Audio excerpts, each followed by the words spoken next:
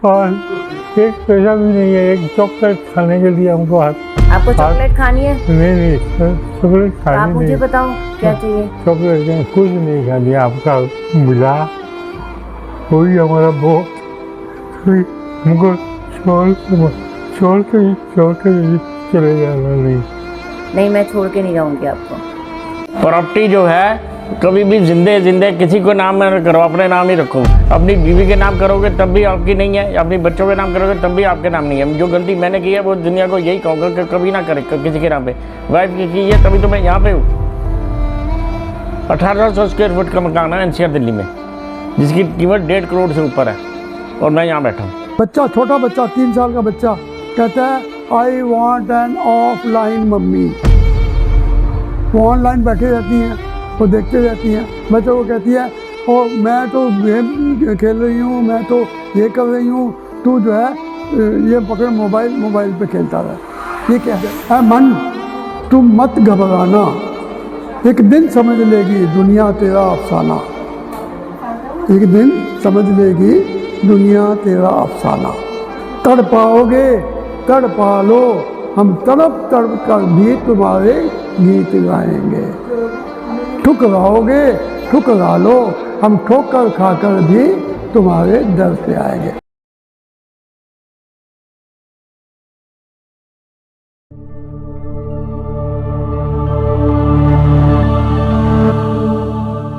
Old age home, वृद्धाश्रम।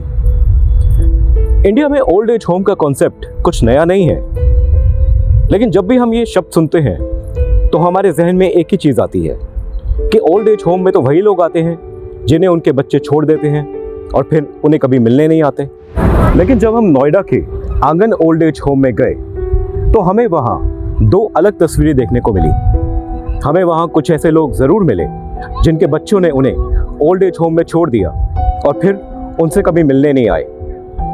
लेकिन दूसरी तरफ हमें कुछ ऐसे लोग भी मिले जो अपनी इच्छा से, अपनी मर्जी से ओल्ड एज होम में रह रहे थे और उनके बच्चे लगातार उनका हाल जानने के लिए उनसे मिलने आते थे और त्योहारों पर, वीकेंड्स पे उन्हें अपने घर भी लेके जाते थे। आइए हम आपको लेकर चलते हैं एक ऐसे ओल्ड एज होम में जहां प्यार और देखभाल का एक आदर्श दृष्टिकोण देखने को मिलता है। यहाँ हर व्यक्ति की एक व्यक्तिगत कहानी होती है और हर चेहरे के पीछे छुपी हुई जिंदगी की उनकी अपनी यात्रा।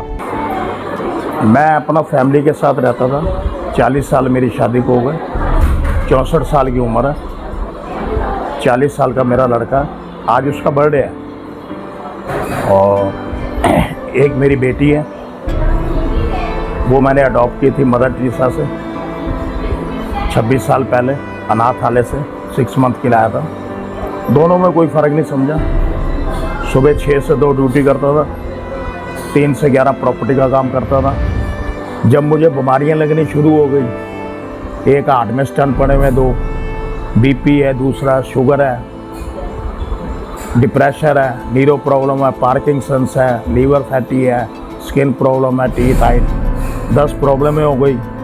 तो आस्ता आस्ता बेटे ने भी साथ छोड़ दिया, बहू ने भी छोड़ दिया, लेकिन मुझे कोई फ़र्क नहीं पड़ता। मैं अवॉइड करूँ और एडजस्ट करूँ। उम्र तो मेरी बहुत है, पर भगवान मेरे को लेके नहीं जा रहा। क्यों नहीं लेके जा रहा? उम्र तो बहुत है, इस उम्र में जीने लायक नहीं हूँ मैं, पर फिर भी जी रही हूँ। आँखों से दिखाई नहीं देता, पैरों से चला नहीं जाता, हाथ पैर काम नहीं करता। मैं अपना काम सब आप करती हूँ, किसी से नहीं करवाती मैं। बिस्तरा है, कपड़ा है, नहाना है, जो भी करना मैं अपने आप करती हूँ। यहाँ पर रह रहे सीनियर सिटीजन्स ना सिर्फ एक दूसरे की तन्हाई को कम करते हैं, बल्कि एक नई उम्र की शुरुआत में एक दूसरे को प्रेरित भी करते हैं। इस वीडियो में हम दर्शाएंगे कि किस तरह यहाँ के लोग अपनी पारंपरिक संस्कृति को जिंदा रखते हैं और साथ मिलकर पूजा पाठ और कीर्तन का आनंद भी लेते हैं।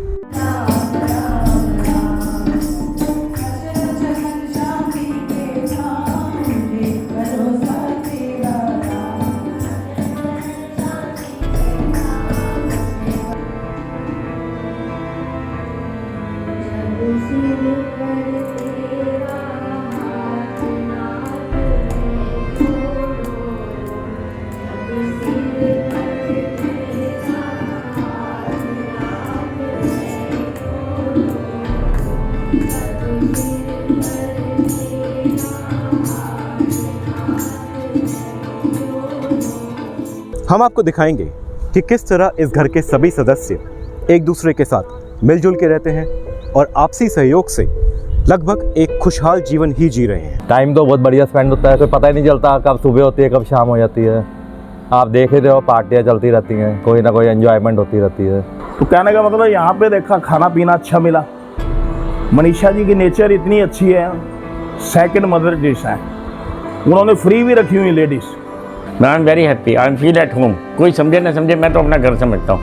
मैं तो लड़ पड़ता हूँ, मेरा घर है। तुम्हारा नहीं है घर तो बाहर चल जाओ। मैं तो ये समझता हूँ मेरा घर है, तो मेरी तो फैमिली है। जिसने मेरे को छत दी, खाने को रोटी दी, वो घर से ज़्यादा नहीं है। यहाँ बहुत केयर होती है, यहाँ पे खाने पीने का सब बड़ा केयर करते हैं। मतलब फ्रूट भी मिलता है, दूध भी मिलता है, खाना भी मिलता है, नाश्ता भी बढ़िया मिलता है और तमाम ओकेजन्स में हम लोग को अच्छे खाने भी देते हैं। आइए बात करते हैं इस ओल्ड एज होम की संचालक मनीषा सिंह से और जानते हैं कि इंडिया में ओल्ड एज होम के कॉन्सेप्ट के बारे में वो क्या सोचती हैं। ये 2015 की बात है। मैं प्ले स्कूल भी चलाती हूँ, किडीज़ के नाम से मेरे दिल्ली एनसीआर में प्री स्कूल की चेन है। तो मेरा डे केयर था, मेरे डे केयर में कुछ बच्चों के दादा दादी भी आते थे। तो वहाँ एक पेरेंट्स ने मुझे एक बार रिक्वेस्ट किया कि मैम जैसे आपने बच्चों के लिए डे केयर रखा है वैसे एक दादा दादी के लिए भी होना चाहिए, क्योंकि हमारे साथ बहुत चैलेंजेस आते हैं। जब हम अपने बुज़ुर्गों को अपने पास बुलाते हैं तो दिन में उनको अकेला छोड़ नहीं सकते और साथ ले जा नहीं सकते हैं। तो एक ऐसा सिस्टम होना चाहिए जहाँ हम उनको छोड़ दें और शाम को आके ले जाएं। तो तब से मेरे दिमाग में ये ख्वाहिश जागी कि मुझे एक सीनियर सिटीज़न डे केयर खोलना है। ऐसा नहीं था कि मुझे कुछ वृद्धाश्रम टाइप का कुछ खोलना है। तो सीनियर सिटीज़न डे केयर का कॉन्सेप्ट मेरे दिमाग में था कि हमारे पड़ोस में एक आंटी थी, उनके बच्चे ऑफिस जाते थे और शाम को वापस आते थे। तो इनमें देखती थी वो सारा दिन टाइम, आंटी रिटायर प्रिंसिपल थी और वो अकेले लेटे रहती थी, उनसे कोई बात करने वाला नहीं था घर में। और वो इधर उधर देखती रहती थी किससे बात करें, क्या करें। और जब उनके बच्चे आए तो मैंने उनको सजेशन दिया कि आप इनके लिए एक फुल टाइम मेड रखो घर में, जो इनके पास रहे, इनका ख्याल रखे। तो उनका रीज़न था कि हम तो चले जाते हैं, हम मेड 24 आवर उनको कौन देखेगा और मेड के ऊपर भरोसा नहीं किया जा सकता। तो मुझे याद आया कि एक मेरी मदर इन लॉ के जान पहचान वाले थे, वो हमेशा मुझसे हर महीने आके एक वृद्धाश्रम के लिए चंदा लेके जाते थे और वो कहते थे कि वहाँ पे बुजुर्ग रहते हैं और उनका बहुत ख्याल रखा जाता है। तो उससे पहले ना मेरे दिमाग में भी जो वृद्धाश्रम का जो कॉन्सेप्ट था वही था कि जिनके बच्चे छोड़ के चले जाते हैं, जिनका कोई नहीं होता, उनको रेस्क्यू करके लाते हैं और वही ओल्ड एज होम में रहते हैं। तो मैंने उनको बताया कि एक ओल्ड एज होम मुझे पता है, वहाँ पे मैं कुछ डोनेशन देती हूँ, तो मैं जाऊँगी, मैं वहाँ जाके पता करके आऊँगी। जब पहली बार कोई senior citizen home, old age home मैंने विज़िट किया, मैंने देखा कि वहाँ पे उनके खाने पीने का ठीक सुविधा है, बाकी सब कुछ ठीक है। कुछ बच्चे ऐसे थे जो अपनी प्रॉपर्टी बेचने के बाद वन टाइम पे करके छोड़ के चले गए, वो कभी आए नहीं उनसे मिलने के लिए। तो बाकी तो सब ठीक था, लेकिन सबके चेहरे बहुत मायूस थे, मायूसी थी उनके चेहरों पे सबके, और सबकी अलग अलग स्टोरीज़ थी। मतलब मैं भी रोने लगी वहाँ उनकी स्टोरी सुन के। ये मैंने इतनी बड़ी बात इसलिए बताई कि लोगों को ये पता चलना चाहिए कि ये दिमाग में कैसे आया और क्यों आया। क्योंकि वहाँ से जब मैंने ये सब देखा तो मुझे वहाँ से मेरे दिमाग में वो कीड़ा शुरू हुआ कि नहीं, मुझे एक ओल्ड एज होम शुरू करना है एक सीनियर्स के लिए, और वहाँ ना ये मायूसी नहीं होगी। उनको किसी की ये कहना था कि हमें मनपसंद खाना नहीं मिलता, खाना मिलता है, हमने ज़िंदगी में खाया नहीं लेकिन खा रहे हैं, क्या करें, मजबूरी है। अब किसी ने सारी ज़िंदगी दलिया नहीं खाया, आज उसको दलिया खाना पड़ रहा है, तो नेचुरल है वो तो रोएगा। तो वहाँ उसके लिए ऑप्शन होने चाहिए ब्रेकफास्ट के या खाने के, या कभी डेली ख्वाहिश नहीं पूरी हो सकती तो हम अपने बुज़ुर्गों को भी घर में देखते थे, कभी उनकी इच्छा हुई आज हमें ये चीज़ खानी है, आलू पूड़ी खानी है या साउथ इंडियन खाना है, तो ठीक है आज नहीं तो कल, लेकिन वो बना के उनको खिलाना है जिससे उनको उससे खुशी मिल सके कि कोई मेरी केयर करने वाला है। और मेरा नेचर खैर शुरू से ये रहा कि मैंने अपने फादर को भी देखा कि अपनों के लिए सभी जीते हैं, दूसरों के लिए भी जी के देखना चाहिए। आपको दर्द हो रहा है ना, तो मेथी दाना देखा है ना, मेथी दाना, तो मैं मेथी दाना ला के रखूंगी, अमर सिंह को बोलूंगी रात को वो गिलास में भिगाए। पहले भी खाया ना, तो अभी उसको पानी में भिगा के लोगे या पीस के रख दूं? कोई भी थोड़ा तीता है। हाँ, थोड़ा तीता लगता है, तो उसको पीस के रख देती हूँ मैं, वो ज़्यादा आसान रहेगा। ठीक है, उसमें से थोड़ा सा आधा चम्मच आप डेली सुबह पानी के साथ ले लिया करो, ठीक है ना, लेकिन थोड़ा लेना है, अभी गर्मी है ना, तो ज़्यादा गर्मी में वो नुकसान करेगा। आजकल की इस फास्ट जिंदगी में जहां घर के सभी सदस्य अपने बिजनेस, नौकरी या स्कूल कॉलेज चले जाते हैं, ऐसे में घर के बड़े बुजुर्ग घर पे बिल्कुल अकेले पड़ जाते हैं और उनकी देखभाल करने वाला कोई नहीं होता। ऐसे में ना चाहते हुए भी घर के बच्चों के पास कोई और ऑप्शन नहीं बचता इसके अलावा कि वो अपने सीनियर सिटीजन्स को किसी ओल्ड एज होम या ओल्ड केयर सेंटर में भेज दें, जहां वो अपनी उम्र के लोगों के साथ कुछ वक्त बिता सके और उनकी अच्छे से केयर की जा सके।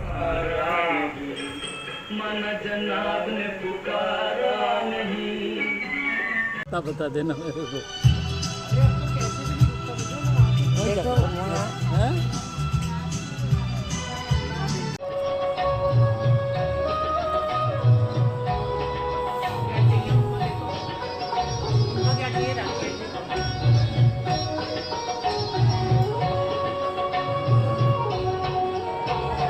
बीत गए दिन प्यार के पलछिन, सपनों बनी ये रातें, भुला दे वो तू भी भुला दे,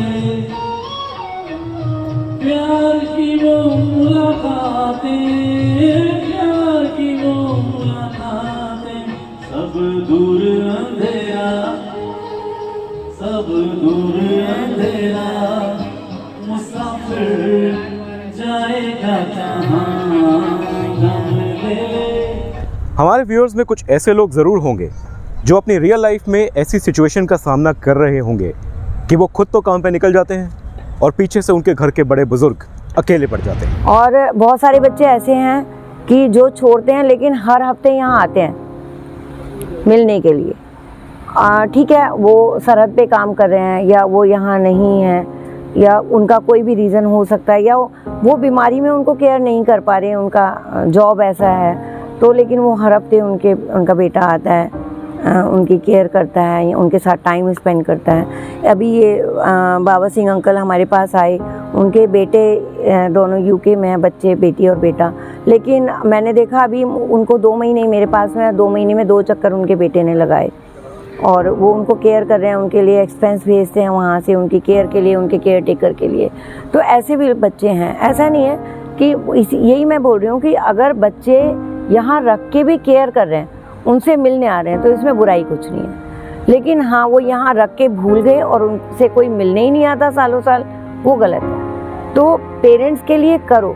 मैं आपके चैनल के माध्यम से ये कहना चाहूँगी बच्चों को कि जिन माँ बाप ने आपको उस लायक बनाया, आपको उंगली पकड़ के चलना सिखाया, आपकी पढ़ाई के लिए अपना सुख दुख सब त्याग दिया, आपको पढ़ाया लिखाया, उस मुकाम तक पहुंचाया, तो आज आप उनके लिए चाहे पैसे खर्च करो, चाहे टाइम दो, क्योंकि क्या कर रहे हैं ना, बच्चे घर में भी रह रहे हैं, नौकर रख दिया, नौकर देखिए अगर आप केयर नहीं करें तो नौकर भी केयर नहीं करते। आप उनको एक ऐसे सिस्टम में, हेल्दी सिस्टम में छोड़ो। मैं लाइव कैमरा एक्सेस देती हूँ बच्चों को, जो बच्चे यहाँ नहीं हैं वो विदेश में बैठ के अपने पेरेंट्स को देख सकते हैं कि हमारे माँ बाप क्या कर रहे हैं, वो नज़दीक, उससे वो और नज़दीक आ गए। तो मैं वो सिस्टम बनाना चाहती हूँ कि जो बच्चे अपने पेरेंट्स के लिए अच्छी केयर चाहते हैं वो हमारे यहाँ आए। जितने भी ओल्ड एज होम लग्जरी बने हुए हैं उनके चार्जेस इतने ज़्यादा हैं, आम आदमी वहाँ तक पहुँच ही नहीं सकता। इसके अलावा काफ़ी सारे ऐसे सीनियर सिटीजन्स भी हैं जिनके हस्बैंड या वाइफ की डेथ के बाद उनका ध्यान रखने वाला कोई नहीं है और वो बिल्कुल अकेले पड़ गए हैं। फिर ऐसे लोगों के लिए आंगन जैसे ओल्ड केयर सेंटर्स किसी वरदान से कम नहीं है। मेरा नाम अशोक कुमार श्रीवास्तव है, मैं अयोध्या का रहने वाला हूँ और मैं लखनऊ में रहता था और मेरी बेटी दिल्ली में रहती है और मेरी वाइफ की डेथ 2021 में कोविड में हो गई। तो मैं अकेले हो गया, तो बेटी की शादी यहाँ हुई दिल्ली, तो बेटी हमको ले आई यहाँ। तो बेटी के घर में नहीं रहना चाहते थे, तो हमने कहा हमको कहीं ऐसे ओल्ड एज होम वगैरह में रख दो।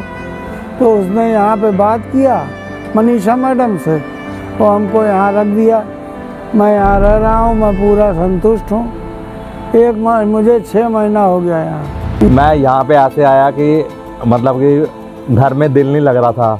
फादर मदर की डेथ के बाद ना, तो घर 4 दीवारी लगने लग गई। एक छोटा भाई है और एक बड़ा भाई है। बड़ा भाई मर्चेंट नेवी में है, छोटा भाई मतलब मेरा बिजनेस ही टेक ओवर कर लिया उसने, ठीक है ना। तो घर में दिल नहीं लग रहा था, 4 दीवारी रह गई थी, तो वहाँ पे मैं छोड़ दिया। मेरी फैमिली तो बस मेरा बेटा था, उसकी डेथ हो गई। अब मैं यहीं रहती हूँ, मैडम सब करती है मेरा। तो मुझे कुछ दिक्कत नहीं है, मुझे खाने की दिक्कत है। मेरा एक्चुअली घर है यहाँ पे 108 सेक्टर में, 108 सेक्टर में है, लेकिन खाना नहीं यहाँ ढंग का बनता, तो मैं खाने के लिए बेसिकली यहाँ आया। तो जो ये खाना खाता हूँ तो मैं रह भी लेता हूँ। लेकिन हर किसी की कहानी एक जैसी नहीं होती। हमें यहाँ कई ऐसे लोग भी मिले जिनके बच्चे उन्हें यहाँ छोड़ के चले गए और फिर उनका हाल जानने के लिए भी कभी वापस नहीं आए।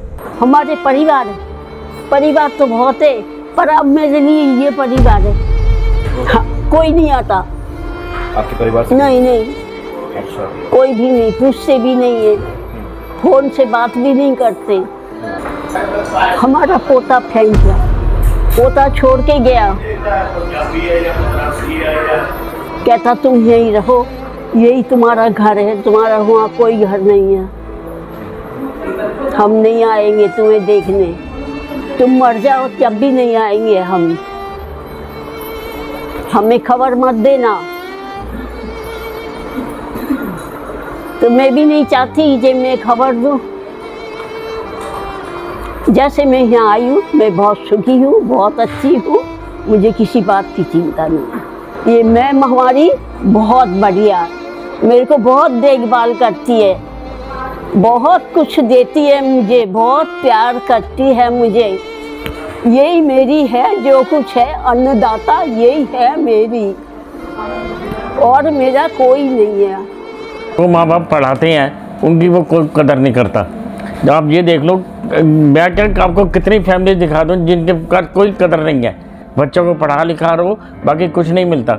बाकी बूढ़े में तो ओल्ड एज होम ही देखते हैं सीधी, क्योंकि जो आजकल की जनरेशन है उनको पैसा नज़र आता है। जब हम कमाते थे वो नज़र नहीं आता कि हम जो कमा के देते थे कैसे कमाते थे। आजकल की जनरेशन को तो सिर्फ अपना नज़र आता है कि मल्टीनेशनल कंपनियाँ पे अच्छी मिलती है। ये नहीं सोचते किसने पढ़ाया था, ये सोचते हैं कि हम बड़े हो गए। किसी के नाम पैसा भी ना करो। मैं तो एक ही संदेश दूंगा, पैसा रखना अपने पास रखो, चाहे लड़का हो लड़की हो, अपने काम में आएगा तो कोई नहीं पूछता बाद में। फिर कहते हैं दिया क्या है तुमने, नहीं है कौन रिश्तेदार पूछता, बताओ ना मेरे को कौन आया, इतने रिश्तेदार हैं, कोई आया आज तक आया नहीं ना, कौन आया, कौन आता है। एक बहन आती है वो तो कोई नहीं पूछता ना, कोई नहीं पूछता, वो भी उसका प्यार है जो आती है, वरना कोई भी नहीं आता। मिसेज ने मेरा नंबर ब्लॉक कर रखा है, आना तो दूर रहा। लेकिन मैंने बेटी की शादी थी, मिसेज बदतमीजी पे आ गई, बेटा बदतमीजी पे आ गया, बेटी भी, डॉटर इन लॉ भी, तो रात मैंने 1:30 बजे घर छोड़ दिया। बेटी की शादी भी नहीं देखी, बेटा नहीं आता, आज उसका बर्थडे है, मैंने परमात्मा को विश कर दिया। अब हम चाहें तो दिन भर ऐसे बच्चों को कोस सकते हैं, उन्हें बुरा भला कह सकते हैं, लेकिन ऐसा कर देने से उनके बच्चे इनसे मिलने नहीं आएंगे। लेकिन एक दूसरा काम जो हम सब कर सकते हैं कि हम खुद इनके बच्चे बनकर इनके पास जा सकते हैं और इनके साथ कुछ यादगार पल बिता सकते हैं। और ऐसा मैंने इसलिए कहा कि आंगन ओल्ड केयर सेंटर में रह रही एक बुजुर्ग महिला से जब मैंने पूछा कि क्या उनके बच्चे उनसे मिलने आते हैं, उनका हाल जानने आते हैं, तो उनका जवाब था कि आप आ गए और आपने पूछ लिया कि हम कैसे हैं, हमारे लिए इतना ही काफ़ी। उन्होंने कभी पूछा नहीं आपसे कभी कि आप कैसे हो, आपका हालचाल नहीं पूछा? नहीं, ठीक है, ये आप लोग पूछ रहे, यही बहुत है मेरे लिए, यही भगवान से बड़ा है और कोई नहीं है। अगर बुजुर्गों के पास बच्चे आएंगे कुछ लेके ही जाएंगे आशीर्वाद। वो लोग, मैंने यहाँ ये देखा कि जहाँ उनके अपने बच्चे केयर नहीं करते, बहुत सारे बच्चे उनको मिल जाते हैं। आजकल यंगस्टर आते हैं उनका अपना बर्थडे सेलिब्रेट करने के लिए ओल्ड एज होम में।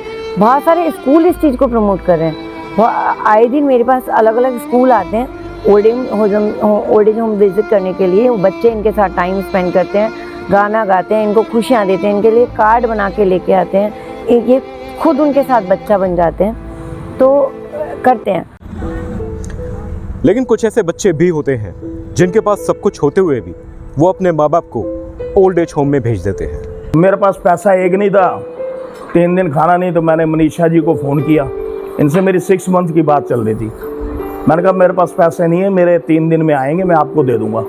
इन्होंने उसी टाइम गाड़ी भेज दी। आंगन ओल्ड केयर सेंटर की संचालक मनीषा सिंह का नंबर अभी आपकी स्क्रीन पर फ्लैश हो रहा है। अगर आप इस ओल्ड एज होम को विजिट करना चाहते हैं तो आप नीचे दिए गए नंबर पे कांटेक्ट कर सकते हैं। तो सबसे बड़ा चैलेंज मेरे सामने आया वो था हमारे एक्सपेंस। लोग आ रहे हैं मेरे पास, वो पे नहीं कर सकते, उनके खर्चे, और मोस्टली जो डोनेशन के लिए फ़ोन आते थे ना मेरे पास, वो कहते थे कि हमारे बुज़ुर्ग की डेथ हो गई है, उनके पुराने कपड़े हैं वो हम देना चाहते हैं। लेकिन मैंने अपने ओल्ड एज होम में कभी भी पुराने कपड़े ना लिए, ना किसी भी सीनियर सिटीज़न को पहनाए हैं, क्योंकि मेरा मोटिव था कि उनको स्पेशल दिखाना है। उनको ऐसा नहीं दिखाना कि आप बेकार हो चुके हैं, आपके लिए किसी के उतरे हुए कपड़े हम आपको दे देंगे, पुराने कपड़े दे देंगे, क्योंकि वो ऑलरेडी टूटे हुए हैं और ऐसा करके मैं उनको ना और तोड़ना नहीं चाहती। तो सबसे जो मेन हमारे पास चैलेंज आया था वो यहाँ के एक्सपेंसेस को निकालना है। वो हमारे लिए बहुत बड़ा चैलेंज था। मेडिसिन्स का बहुत बड़ा चैलेंज था। बीमार हो जाते थे लोग, उनको हॉस्पिटल में एक सुदर्शन आंटी हैं, वो बीमार हो गई, उनको रात को 12 बजे हार्ट अटैक पड़ा। गवर्नमेंट हॉस्पिटल में लेके गए, वहाँ पे उनका ट्रीटमेंट नहीं था। उसके बाद उन्होंने कहा सफदरजंग लेके जाओ, वहाँ तक ले जाते उनकी डेथ हो सकती थी। तो मैंने कैलाश हॉस्पिटल में उनको एडमिट करा। तो वहाँ पे जब मैंने उनको एडमिट किया तो उनको आईसीयू में एडमिट किया गया। वहाँ पे उनका बहुत बड़ा एक्सपेंस आया, उसको बेयर करना। लोगों से हमने सपोर्ट मांगी, ऐसा नहीं है, लोगों ने सपोर्ट भी की, लेकिन 100% सपोर्ट तो हमें नहीं मिली तब भी।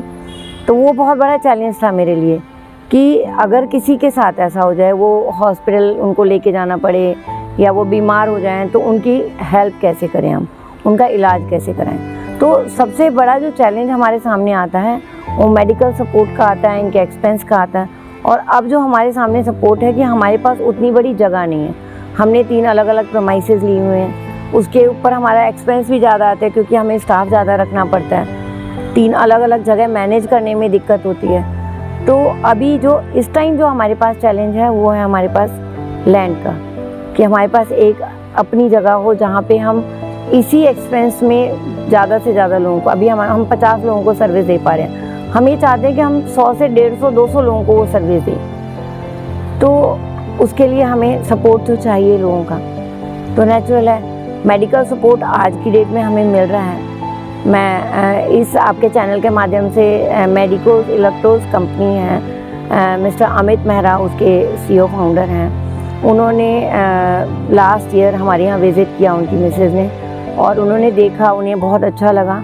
तो वो मेडिकल सपोर्ट हमारे नॉन पे जो यहाँ पे रेजिडेंट्स हैं उनके लिए सपोर्ट करते हैं कि उनका मेडिकल का जो भी एक्सपेंस आता है, उनको हॉस्पिटलाइज करना है या उनको बीमारी है या डॉक्टर विजिट है, उनकी मेडिसिन जो भी आती हैं, तो मंथली एक्सपेंस वो बेयर करते हैं। तो वो सपोर्ट हमें बहुत मतलब सपोर्ट कर रहा है। वो सपोर्ट हमारे लिए बहुत बड़ा सपोर्ट है कि लोगों की लाइफ को हम सेव कर पा रहे हैं उसके।